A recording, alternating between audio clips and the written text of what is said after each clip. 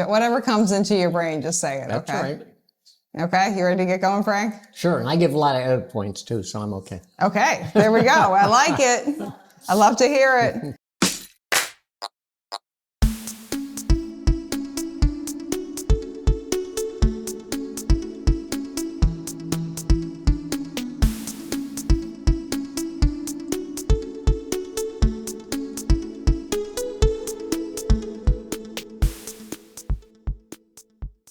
Okay, my friends, welcome to a special edition of Runnah. We are here live at the Cape Cod Marathon Expo. We are with the one and the only Frank Shorter. He needs no introduction. Here he is. I'm not sure about that. I need no introduction if you're a certain age. I feel like even people my age know who you are at least. Well, yeah, and then I can say, well, you can always Google me. And what I say is some of it's actually true. I'm sure some of it is true. Yeah, the Wikipedia page is debatable. No, it's pretty good. It's pretty accurate. Yeah. Well, we're here at the Cape Cod Marathon today, and we were just talking about that you actually, which happens in Falmouth, you actually live in Falmouth now. Yeah, moved here. My wife, Michelle, and I moved here 4 years ago. Yeah. It segues in a way over to, how I got involved in the marathon, the running community here. I've been coming to the Falmouth Road Race for many years. And then, the running group here, I got connected to that group. Yeah. And there was so, I guess, maturation is a kind word for it. There was not that much change over time in what the core group was and how they got along. And there was a tradition here.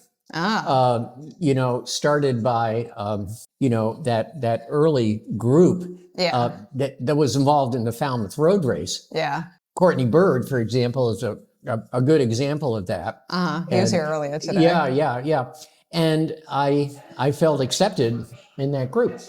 So about 4 years ago, my wife and I decided where do we want to go to kind of move forward for the rest of our lives and sort of leave some baggage behind. Yeah. When this became a very logical place. Makes sense to me. And in a way, I'll admit it was because there hadn't been that much evolution over time in terms of the group here. Yeah, that became our group. A lot of people you met. Yeah, and so that's really how I got involved in the Cape Cod Marathon. They're like Courtney Bird and crew, pretty much? Yeah. Part of that group was Jack Afarian. Okay. And so... Did you know Jack personally before this? I met him through the group. Oh, okay. Yeah, and so... Which makes sense. And we all volunteered when I first started to come here permanently and moved here. I became one of the volunteers. I was the guy clicking at the finish line, and as does anyone who lives in town. Anyone who lives in town. So becoming involved with the marathon was just part of it. Yeah. And the other thing was I could contribute in the sense that I have a book that I can sign, and all the profits go to the race. I can come here and do interviews and let people know that, again, it's a well-run race. And that's people don't realize that these events are what I term one of the world's longest checklists. I'm going to agree with you, Frank, on that one. You have to have someone who loves this to do it. And that group, and Jack Afarian's one of them, you go, definitely. How can you get so much out of doing this? And how can this be so much fun for you? But it is. And it just speaks to the love of running that we already have. I used to call it sharing a disease. And now I call it an affliction. So we kind of all have the same affliction, and it doesn't go away. And that's what's wonderful to see, to be here and see the young runners coming through with that same feeling. Passion. Because we grew up in an era where running was not acceptable. Yeah. In a way, as a social activity. Well, especially for women too. That was a big no. Absolutely. Even in terms of men. Yeah. In the 70s, you might correct me if I'm wrong, in Spain, men couldn't wear shorts to run in public. They had to have clothes. Really? Pants on. Yeah. And so Wild. that and Too much so angle. part of the equality is so Yeah. great. And for instance, what we knew right away when I was running at my best was that, and then I started to decline. It's kind of what happens when you get a little older. Yeah, to everybody. But what I realized that women decline less slowly, and they last longer. People don't remember that for a while the world's best time in the marathon was held by a woman over 40. Mm-hmm. And There's a lot of moms like in their 40s who are like setting the world records and stuff. Helen O'Beary, Yep. And so again, it's an equal sport, and I think what strikes me most is that the appreciation is equal. Definitely, yeah. You know what a good performance is because you make effort yourself. Mm-hmm. Yeah. And you can see when that effort is being made. Oh, definitely. And then on the other hand, for me personally, because I became chairman of U.S. Anti-Doping, you also develop an ability to see those people who maybe aren't quite doing it on the up and up, kind of because smell things we all happening. have a way of slowing down, and we appreciate the effort and can see it in other runners, and that's all part of the joy of watching the run. And that's why when I got into television, I loved being on the motorcycle in front of the runners doing the telecast from there. In fact, do you still do that, Frank? No, I used to. I don't do that much anymore. Okay. But I actually was at Joni Benoit's Olympic race. Really? Yes. Wow. In 1984, I was in the motorcycle, and I called her race, and I got to watch that, and I could You lived a cool life, my dude. What? You lived a cool life, my dude. And when she in the marathon took off, like after 2 miles, and Greta Weitz and Ingrid Christensen from Norway were behind her, and they were sort of the favorites at the time.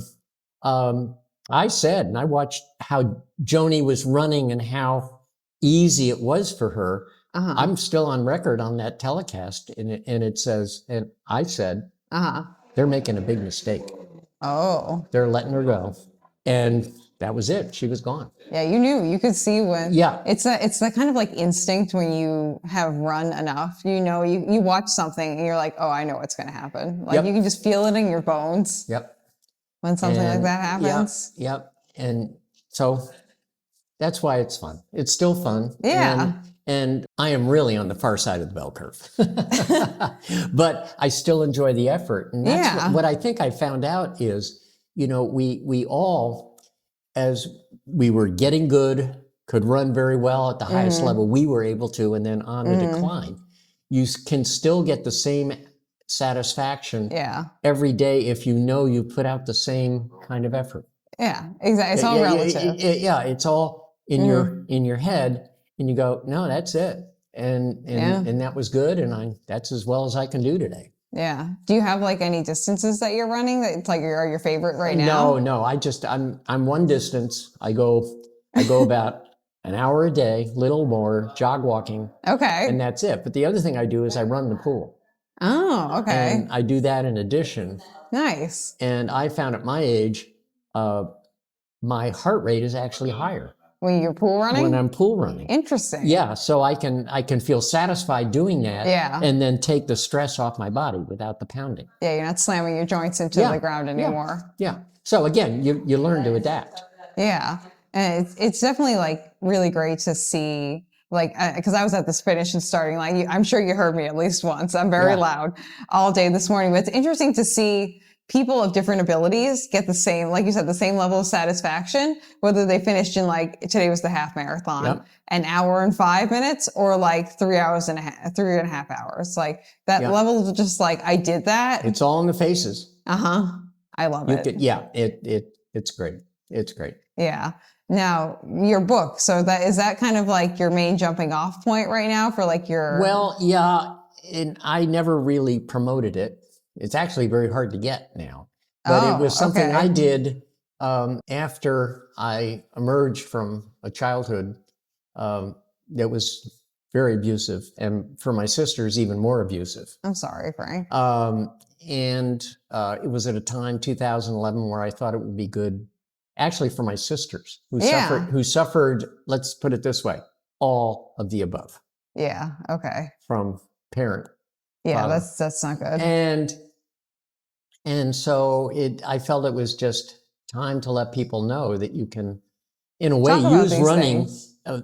or other activities to deal with it. Yeah. Because it teaches you how to, the way I put it is compartmentalize Yeah. in a way to give yourself a break from dealing with that. Yeah. Yeah. And it's something, the advice I always try to give to people, sort of in a way outside of that is, and why I got into running as stress relief from that, I carried that on to college. Yeah. And used the running as much as a compartmentalization that took me away from the academics.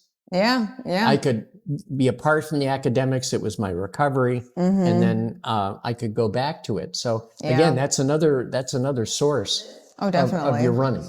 And I think it's one that when you talk to people about it, they say, "Oh yeah, I mean that's why I do it, because I'm out there and I can think about anything I want." Yeah. Yeah. It gives you space. Yep. It's like sometimes it can even include the physical space too, of just like I need to get away from a person or a situation or something like that.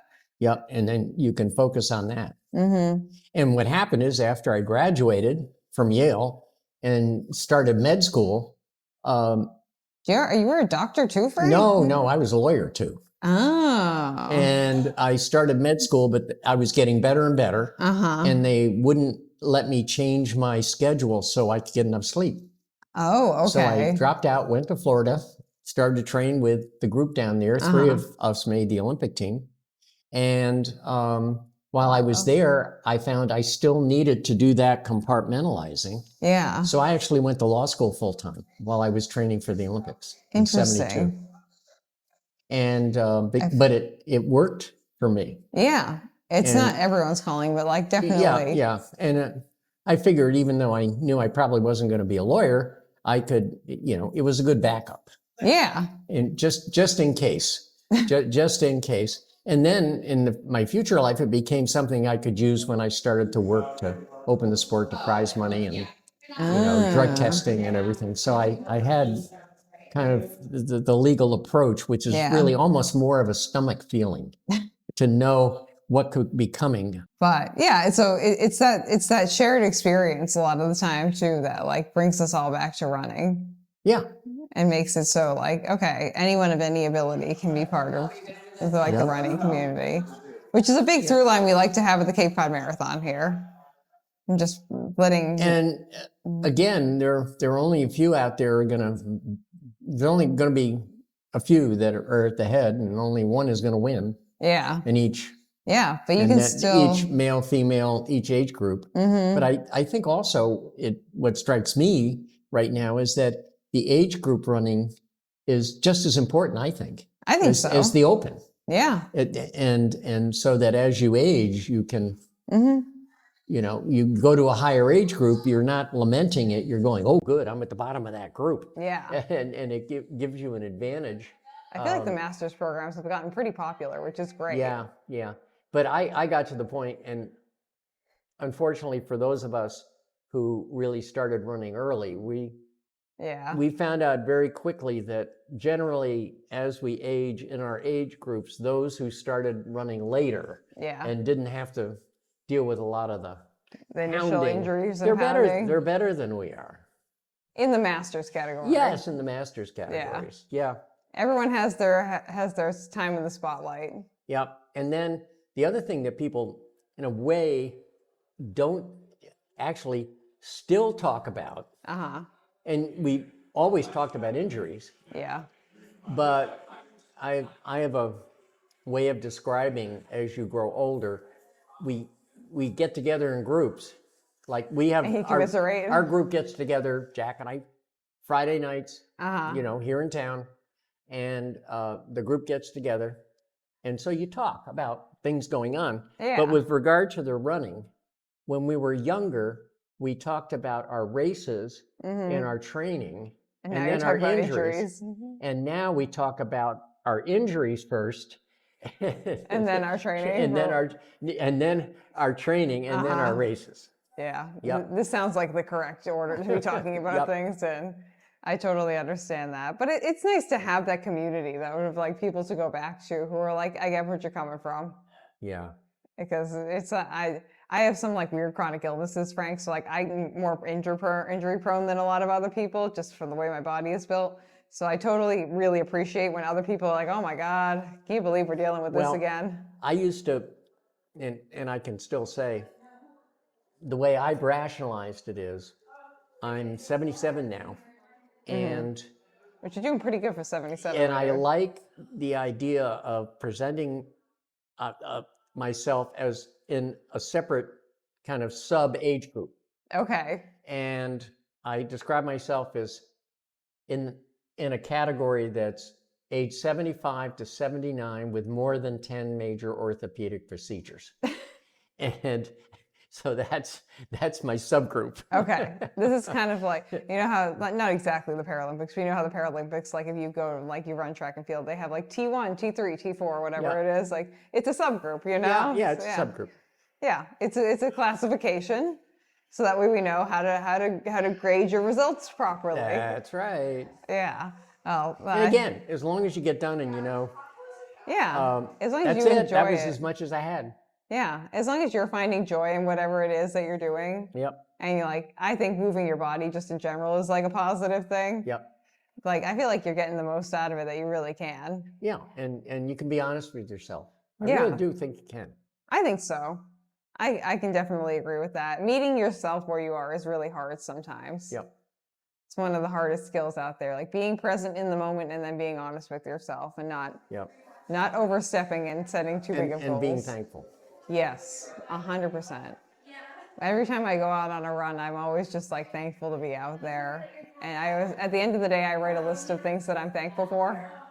We like to keep it like positive if we can. And still for me, I'll go out to run and all I have to do is start. Exactly. You know, it's like, and I used to sort of compare it to going off a high dive. Once you go off, you're going to hit the water. You might as well figure out what you're going to do. That's a really good point. And I think a lot of us share this idea of having a goal, and you really do. And this has to do with the goal setting. Little advice that I always worked for myself was that on any given day, even on an interval day or an easy day or a race day, in my mind, I would set up a goal for that day that was reasonable and attainable. Yeah, and realistic. If I were realistic, if I were having a not so good day. That I feel like that's You kind know, of that like A, B, as C, long D as goal thing. I hope this makes sense, but as long as is I have that goal and I say, look, I think I've trained enough to meet do like that, to do that, and then you can feel satisfied when you go beyond it. Yeah, it's like kind of I'm training for a 50 miler right now. I did a 50K. Actually, I won my 50K, Frank. Uh-oh. Yeah. Watch out. But don't worry. But I think one of the nice things when you get to like the 50 miler or higher distance, they call it an attempt. Like it's not called I'm going to a race, it's calling I'm attempting the distance. Yep. So it's not that you are like, you're not being like unrealistic with yourself. You're just telling yourself, and it's just the general terminology that most of these ultra marathon races use, like, I'm attempting a 50 miler, I'm attempting a 100 miler. Well, to think about it, again, for people, the way I viewed it, you know, they've known we were the first to be studied by the exercise physiologists, and they determined that, you know, in your body, in your system, and in your liver, and everywhere else you have about 2,000 utilizable calories in your body at any given time, and you burn about 100 calories a mile. And if you do the math, that's 20 miles. Yeah, and so you have to develop an ability to go other places for that, and that's why I think that's what the wall is. Oh, and definitely. so when you take that and you go beyond that, that it makes it sort of exponentially harder. It's not just a straight line. Oh no. You see what I mean? Oh yes. It goes. It's like road marathon running and trail ultra marathoning, completely different sports. Yep. completely different sports. But You know, I did that. I did TV for the Western States 100. oh, did you? Yeah, in Leadville, and actually Interesting. ran about 30 miles of it. Really? Yeah, yeah, and I would run along with the people, and they had rest stops where you could sleep. Yeah, the aid stations and stuff where Yep. they had like little cots and Yep, things. yep. And Yeah. so I ran along. I ran 30 of the 100. Did you pace someone? I actually ran with the leaders. Oh, okay. And it was a very interesting story. In there, I ran with the leaders starting at, I think it was about the 12-mile point, halfway, and you went over a pass called Hope Pass, Oh, yeah, Hope 12,000 Pass. feet. Uh-huh. And I ran with the leader to the top of the pass and then did an interview with him at the top of the pass. And then we went down to only 7,000 feet to go to the next aid station. Steps. And we were running along, and we were going to be into the next aid station. And I was talking to him, and I turned, and there he was on the side of the road. Oh, no. Okay. Did he so fall? I went to, yeah, he got up eventually. Oh, God. No, he just collapsed. Oh, he like hit the wall. He hit the wall. Oh. And so I went to the next aid station, which is, maybe 16 miles. And I waited for the next runner to come in behind. And so he rested for a little bit and then started to run. So I went out with him to run. And I'm running along, and all of a sudden, he's gone. And so, and the real funny part of it was, one of the guys who worked in my stores was in third place, and he came along. His name is Skip Hamilton, and he came along, and he eventually won the race. So, Interesting. Yeah. But he didn't take the lead until like 90 miles. It's a very much so a long game. Yep. You have to be in it to like in the long. Like you're there to get to the end. Yep. You're just like you're out there having an adventure, and that's kind of it. Yeah, and I'll be honest, I never felt like you were compelled to do it. Never felt. You don't have to. No, I didn't. I feel like we're a little bit along the. But part of that was I didn't run that many marathons either, because the worst part of the marathon, in a way for me, was having to back off what I did for a month after. Oh yeah. And I didn't like that. So I only ran, I think the most marathons I ever ran was the first year I ran. I think I ran 4, and then I averaged 2. Yeah, I mean that's pretty average. 2 is pretty average. Yeah, but I didn't want to increase it at all and have more recovery. Yeah, that's fair too. Because I just enjoy being out running. Yeah, being out training. Yeah, you just enjoy the act of doing the running. Right. Not the act of doing the running is higher ranked than the competition side of it. Yeah. Yep. I think that's how it should be. Yeah. You should enjoy things. People are always like, I feel like I could run or I should run. I'm like, well, if you don't want to, you don't have to. You don't have to. It's nice to push yourself, and it's nice to do things, but you don't have to do those. Well, I kind of did that after the 72 Olympics. I started to earn my living in a way that required that I still be out there running. Yeah, that's true. Or at least involved. And so I would have an excuse. Yeah, I guess to do it. Yeah. Yeah. Well, what are you doing? No, I'm not going to the office. I'm gonna go train. They'll be like, Frank, what are you doing again? Yeah. Yep. And they all just like roll their eyes and like, oh gosh, here we go again. So that's it. I think that's great. I think it'd be awesome, Frank, if you wanted to maybe give a little bit of advice to anyone who's running the marathon tomorrow, or someone who just is thinking about starting up some running. Well, I think in the marathon, I've always said right from the start that everyone goes out too fast. Oh, yeah. I saw that today at the half marathon. Yeah, and everyone goes out too fast. And so, again, early on, 40 years ago, we were telling people, again, Jeff Galloway, who started training people, that, and he was very good at going out easily. And I said, no matter what your level, start out at an effort you feel within the first 2 or 3 miles that you feel you could maintain, and even on a reasonable level, and back off at least 30% from that. I feel like that's very good advice. Yeah. For about 20 miles, and then I always said, once you get to 22 miles, you'll thank me. Yeah. Once the Yes. wall comes, you'll say, "Oh, that's why." I just ran Berlin, and like I'm very much so. Known in our running group for being a very even pacer. I hit the same split over and over again, and like if people go past me, they go past me. But I'm also known for passing everyone at the end. That's right. Because even in Berlin, when I was just running it, like I passed so many people at the finish, like just over the last 2 miles, because everyone was like into the ground. Yep, and that's It's how you do it. Yeah, I think that's really good advice, Frank. Whether you're running the marathon or you're just starting out running, just like don't going out too fast and pacing yourself are really good pieces of advice. Okay. If people want to find your book, is there anywhere that they can find it? Or they just have to come back to the Cape Cod Marathon next year? You just have to come back to the Cape Cod Marathon. I think that's a great excuse. Maybe you could get it online through them because they have an ability to get the book. I'll have to talk to Jackie and Kathy about that. Go to their website and just order it from there. Yeah, and then come because run. To me it's a donation anyway. That's why I still have it. I don't make any money on it. Yeah. I mean, you have your whole like clothing line and everything too, well, and like many years of being in the spotlight. Yep. To hopefully keep you in a good spot, I would hope. So. I think so. Yeah, I think we're good. Well, thanks for being on, Frank. Thank you. It's always great to have you here at the Cape Cod Marathon Expo and everything too. And friends, I will put some information about Frank's book in the description down below. And if you want to register for next year's Cape Cod Marathon, that's going to happen in January. So stay tuned for that. But that's it. That was the end. Thanks for coming on, Frank. You're welcome. Good luck, everyone. That's right. Okay. We did it, Frank. Good. You did great. Thank you. You're professional anyway.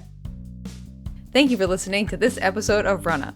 This podcast is edited, hosted, and produced by me, Julianna Coughlin. Brought to you in part by the Falmouth Running Club and the Falmouth Community TV station.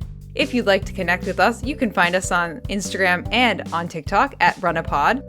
And you can send us an email at runnahpod@gmail.com. And our original theme music was brought to you by the one and the only wonderful Jeffrey Hutton. And keep up the great work. I'm proud of you.